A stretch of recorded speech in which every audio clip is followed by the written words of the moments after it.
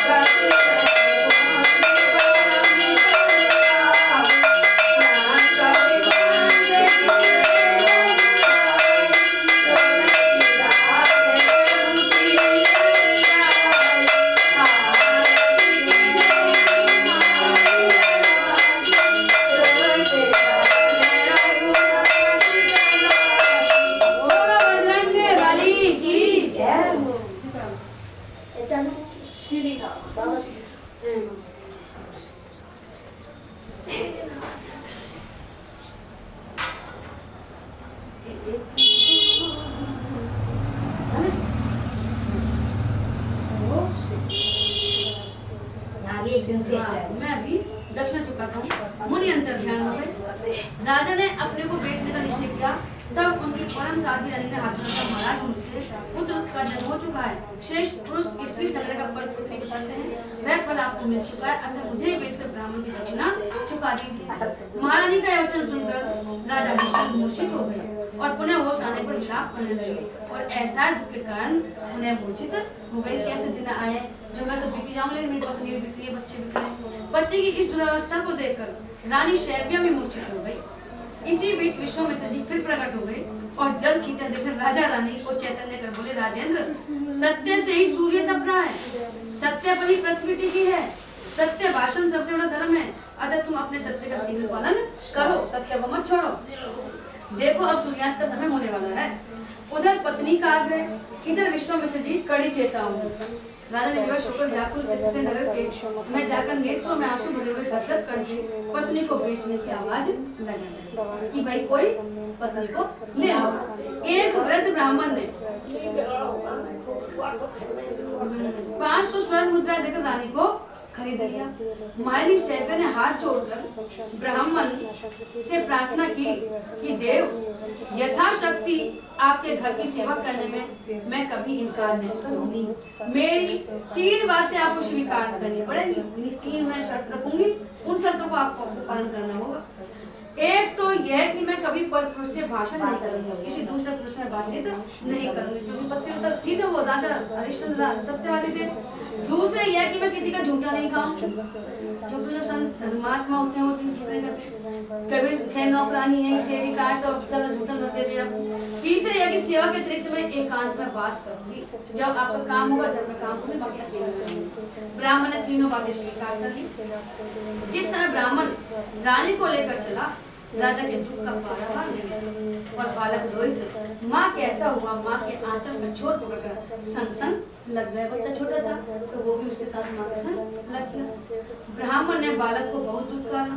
तब रानी शैब्या ने ब्राह्मण से बालक को भी साथ चलने की अनुमति मांगी कि मैं ये बच्चा छोटा है और ये कहाँ रहेगा तो स्कूल में अपने साथ ही लेकर चलूंगी। ब्राह्मण ने बालक को भी कुछ द्रव्य देकर खरीद लिया और राजा को देखते देखते रानी और रोहित को लेकर आंखों से ओझल हो गया। जो ब्राह्मण है वो उनको ले गया।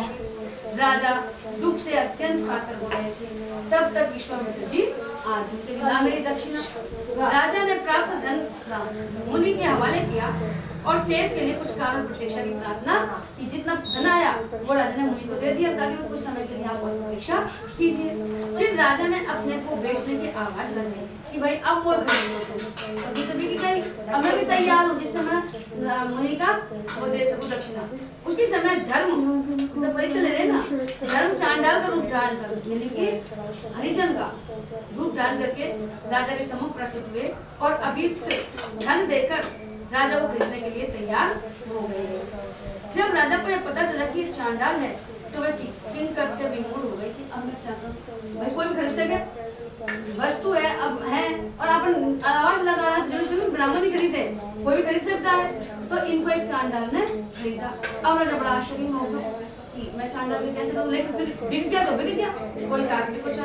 उन्हें विश्वामित्र की शापाग्नि से जल मरना श्रेष्ठ प्रतीत हुआ, परंतु चांडाल की अधीनता अच्छी नहीं लगी। राजा सोच ही रहे थे कि किम करोमी क्यों गच्छा में, क्या करूं कहाँ जाऊं। तब तक विश्वामित्र जी क्रोध से आके लाल लाल की ओर पहुंचे और आते शाप लगे जाता है कि नहीं जाता, नहीं शाप दूं मैं तेरे। हरिश्चंद्र ने कहा मुनि श्रेष्ठ आप मुझ पर कृपा करें, चांडाल का संपर्क बड़ा निंदनीय है। मैं एक ब्राह्मण, मैं एक धर्मात्मा और चांडाल के साथ मेरा पूजा पाठ भी ना हो कैसे करूंगा मैं। शेष धन के बदले में मैं आपका ही सब कार्य करने वाला, यानी मुझे आप ही खरीद लो, मैं आपका सब काम करूंगी, आपके अधीन रहने वाला तथा आपके अनुसार चलने वाला दास बन जाऊंगा। विश्वामित्र ने कहा यदि तुम मेरे दास हो तो मैंने 1 अरब स्वर्ण मुद्रा लेकर तुम्हें चांडाल को दे दिया।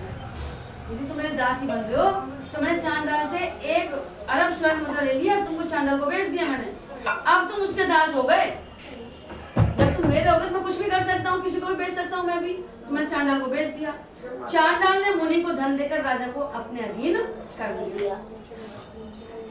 अन्यत्र राजा को चांडाल ने 500 स्वर्ण मुद्रा में खरीद लिया है। कैसी विधि की विडंबना है। एक चक्रवर्ती सम्राट शमशान में रात्रि के समय पहरा देने के काम पर लगने को विवश हुए। रात्रि में वो शमशान घाट पर पहरा देवा, जो आवे ना उन्हें लेवा कफन देवा करा, जलावा करा। वे रात की लाठी लिए हुए मरघट पर शवदाह करने वालों से कर वसूल कर। कहाँ एक राजा और कहाँ एक शमशान। तो कहने भाग्य को कोई पता ना पड़े कब क्या हो जाता है। महारानी शैब्या जिनकी अयोध्या में सैकड़ों दासियां सेवा करती थी, अब ब्राह्मण के झाड़ू देना, घर का लीपना, जल भरना आदि छोटे बड़े काम करने पर विवश।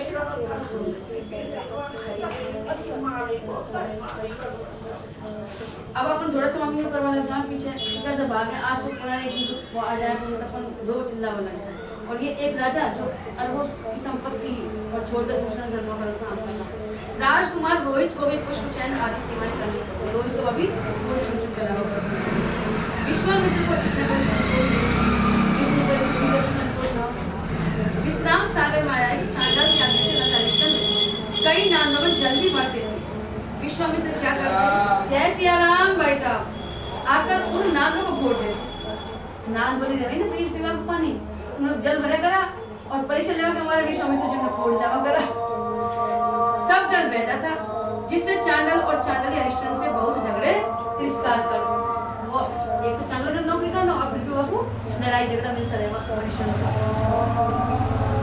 अब इतने कष्ट होते हुए उधर अचानक जहाँ रानी रह रही थी नवरानी ब्राह्मण के यहाँ, एक दिन पूजा के लिए पुष्प चयन करते समय संध्या की बेला में राजकुमार रोहित को सर में विपत्ति पर विपत्ति का पहाड़ आ पहुंचा है।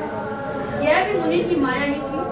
बालक का तत्काल प्राण हो गया, बालक मर गया। रोहित महारानी शैब्या जिस पुत्र का मुख देख देख कर जीवन ध्यान करती थी, माया जो निष्ठुर विधाता ने उसे भी छीन लिया। सब राजपाट छीन गया, घर-बार छीन गया, पति छीन गया और अब बच्चा भी छीन गया। दुखनी के दुख का कौन वर्णन कर सकता है?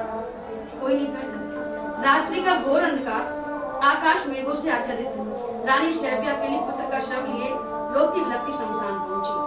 कैसा स्वार्थी संसार है। इस असहाय को ऐसी दशा में भी सांत्वना के दो शब्द कहने वाला कोई नहीं मिला। कोई मतलब ना तो बेचारी लेके जाएंगे मरा वो पुत्र को, लेकिन संसार में कोई दो शब्द कहने वाला नहीं मिला। कोई शमशान तक साथ ही गया और न ही कोई शमशान तक साथ गया। बहुत प्रार्थना करने पर भी ब्राह्मण ने भी शव को अपने यहाँ नहीं रहने, ये सब तो अच्छा ना रहवा दे, ब्राह्मण का ही रहवा दे। अपने घर में कोई मर जाए तो भाई चलो 2 घंटा भी ले चलो, तो ब्राह्मण ने उसने नहीं किया। रानी विवश थी, रात में ही शव को शमशान ले जाने को, उस महाविभक्त भयानक शमशान भूमि में पुत्र के शव को छाती से चिपटाए रानी शैव्या करुण क्रंदन कर दी। रात में वो अपने पुत्र को लेकर शमशान में रोती बिलखती हुई पहुंच गई। किसी स्त्री का रुदन सुनकर हरिश्चंद्र वहां आ पहुंचे। शमशान तो थे ही वो, अब वो देख रहे कौन है, उसका पता कैसे हो सके कि मेरे पुत्र होएगा। तो वो वहां आए और बोले, शमशान के स्वामी का कर पहले दे लो, तब और जो कुछ करना हो वो करना। पहले कर जो लगा रखा है वो कर दो, फिर करना। इसी बीच बिजली चमकी और राजा की दृष्टि अपनी माता की गोद में पड़े मृत बालक पर पड़ी, तो अपने प्यारे लाडले पुत्र रोहित की याद आई। मेरे पुत्र भी ऐसा ही है और महंगाई तो ना है, और साथ ही अनिष्ट आशंका से हृदय धड़कने लगा। तब तक रानी ने विलाप करते हुए पुत्र रोहित एवं पति महाराज हरिश्चंद्र का नाम लिया कि भाई ये मेरा पुत्र है रोहित और राजा हरिश्चंद्र की पत्नी हूँ, राजा हरिश्चंद्र मेरा पति है।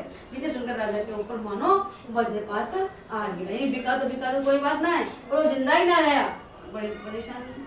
पुत्र और पत्नी की यह गति देखकर दुख से अत्यंत संतप्त राजा हरिश्चंद्र रोते रोते मूर्छित हो राजा को पहचान ले जा पहचान कर एवं उनकी स्थिति की कल्पना कर रानी भी मूर्छित हो गई। राजा को पहचान कर एवं उनकी स्थिति की कल्पना कर रानी भी मूर्छित हो गई। अब पहचान लिया उन्होंने आपस में। कुछ देर बाद होश आने पर अपने को स्थिर करके हरिश्चंद्र ने कहा, देवी स्वामी की आज्ञा के बिना कर दिए कोई शब्द या प्रवाह ना करे। जब तक आप कर नहीं दोगी, चाहे तुम मेरी पत्नी हो, मेरा बेटा है, लेकिन जब तक मैं श्राप का दाह कर्म नहीं करूंगा। अतः तुम अपने धर्म का पालन करो और मुझे भी धर्म पर स्थित रहने में सहयोग दो, जिससे मैं भी धर्म में स्थित रह। जिस धर्म के लिए हमने सब प्रकार के संकट स्वीकार किए, उसकी तनिक से मोहवश उपेक्षा नहीं होनी चाहिए। इतना संकट सहा है तो और एक संकट सही, हमें मोह नहीं होना चाहिए। परम सती महारानी शैव्या, जिन्होंने बैठोगे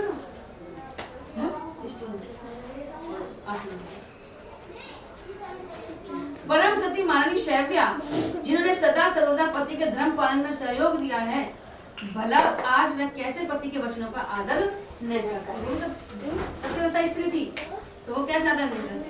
यद्यपि रोहित का शव ढकने के लिए रानी के पास कोई वस्त्र नहीं थे, कफन के लिए भी कपड़ा नहीं था रानी के, वह तो उसे अपने अंचल से लपेट लाई थी। परंतु धर्म के गौरव को ध्यान में रखती हुई उस पतिव्रता ने अपना अंचल ही फाड़ कर देने का निश्चय। कफन में तुम्हारे पास पैसा है तो साड़ी का जो पल्लू हो वही फाड़ के उन्हें कफन के रूप में दे दिया। परंतु पुत्र शोक विह्वला रानी शैव्या ने जो ही अंचल फाड़ना चाहा, साक्षात भगवान विष्णु मूर्तिमान धर्म देवराज इंद्र और महर्षि विश्वामित्र प्रकट हो गए। बोलो विश्वामित्र की जय, बोलो साक्षात भगवान विष्णु की जय। इंद्र ने अमृत की वर्षा करके और कुमार रोहित को जीवित कर दिया। वो तो परीक्षा ही लेना ना धर्म, लेकिन धर्म में भी सत्य बोलने में कठिन रास्ता तय करना होता है। अमर तो लेकिन कठिन तपस्या कितनी की है उन्होंने। भगवान ने प्रसन्न होकर राजा को अविचल अनपायनी प्रेम लक्षणा भक्ति का वरदान दिया। मतलब सब भगवान प्रसन्न हो गए और राजा को कहा कि तुमको अनपायनी भक्ति मिले, हमेशा दिन रात भक्ति करते रहो। देवराज इंद्र ने प्रार्थना किया, महाभाग आप अपनी पत्नी और पुत्र सहित सशरीर स्वर्ग को चलें। पत्नी पुत्र और आप सशरीर स्वर्ग चलें। श्री हरिश्चंद्र ने कहा, देवराज मैं अपने स्वामी चांडाल की आज्ञा लिए बिना तथा रानी ब्राह्मण की अनुमति लिए बिना नहीं जा सकती, क्योंकि हम भी क्या हुए हैं, तो जब तक वो आज्ञा नहीं देंगे जब तक हम आपके साथ कैसे चलेंगे। यानी भगवान लेने के लिए आ गए जब भी नहीं जा रहा, कितना धर्म है। और उनके ऋण से उद्धार पाए बिना हम कैसे स्वर्ग को चल सकते हैं। धर्म बोले, राजन तुम्हारे इस भावी संकट को जानकर मैंने ही माया से अपने को चांडाल रूप में प्रकट किया था। भावी संकट को जानने के लिए मैंने ही चांडाल रूप धारण किया है और कोई नहीं। यानी हर रूप में भगवान है, किसी रूप में भी भगवान से विलग नहीं। वैसे दिखने में ये जड़ चेतन है लेकिन सबके अंदर भगवान समाया हुआ है। धर्म का दास दूसरे किसी का दास नहीं बन सकता। तुम तो धर्म के दास हो तो किसी चांडाल के दास नहीं बन सकते। विश्वामित्र जी ने कहा, महाराज एक रूप से ब्राह्मण मैं ही बना था। विश्वामित्र जी कहा है जब ब्राह्मण पत्नी को मैंने खरीदा था ना तो ब्राह्मण मैं ही बना था। आप खेद नहीं करना, इस कठोर परीक्षा से आपका सुयश अत्यंत उज्ज्वलतम हो गया। नहीं, जब तक परीक्षा नहीं होती है व्यक्ति की तो उसके गुणों की पहचान नहीं होती है। जैसे कोई बच्चा पढ़ रहा है और परीक्षा में कोई आता है 90%, कोई आता है फेल होता है कोई 10%, तो जो ऊंचे अंक प्राप्त करता है तो उसकी ख्याति हो जाती ना। तो इसीलिए भगवान ने भक्तों की परीक्षा लेके और भक्तों को जना दिया, उनकी कीर्ति बढ़ा दी है, सुयश बढ़ा दिया। आप अक्षय काल तक दिव्य धाम का सुख बोले। इंद्र ने पुनः स्वर्ग चलने वाली बात दोहराई। प्रजावत्सल राजा हरिश्चंद्र ने अपनी पुत्रवत प्यारी प्रजा को छोड़कर स्वर्ग जाना स्वीकार नहीं किया। मेरी प्रजा है जो मेरे पुत्रों के समान है, मैं उनको छोड़ करके स्वर्ग नहीं जाऊंगा। उनका तो कथन था कि हमारे समस्त पुण्य को लेकर हमारी सारी प्रजा स्वर्ग जाए। एक राजा हो ऐसा, अभी पढ़ना पड़े कल परसों कौन सा राजा हो, भक्तों का राजा हो जो अयोध्यापुरी का है उनने की रुक्मांगद, रुक्मांगद राजा थे। इकलो नहीं जे हैं वगन अवधपुरी की प्रजा हमारी मोकु अहे प्राणते प्यारी। तब सब संग कह संग ले असरारी गए धाम इमी पूरी उदारी। पूरी की पूरी अयोध्यापुरी को वो धाम में ले गया, स्वर्ग में ले गया। उनसे मैं इकला नहीं जाऊंगा क्योंकि मेरी प्रजा भी धर्म है, धर्म करती है, तो उनके साथ मैं जाऊंगा। तो ऐसे ये कह रहे हैं कि मैं भी अपनी प्रजा के बिना स्वर्ग नहीं जाऊंगा, निवास करना चाहता हूँ। हमारी सारी प्रजा स्वर्ग जाए और मैं सबके संपूर्ण पापों को लेकर उनका फल भोगने के लिए अनंत काल तक नगर में निवास करना चाहता हूँ। ऐसा ही होगा। यह सुनकर इंद्र ने सबके लिए दिव्य विमानों की व्यवस्था की। मैं इसी विश्वामित्र ने राजकुमार रोहितास को अयोध्या के सिंहासन पर बैठाकर अयोध्या को फिर से बसाया। समस्त अयोध्यावासी महाराज हरिश्चंद्र की जय जयकार करते हुए उनके साथ सदैव स्वर्ग को गए।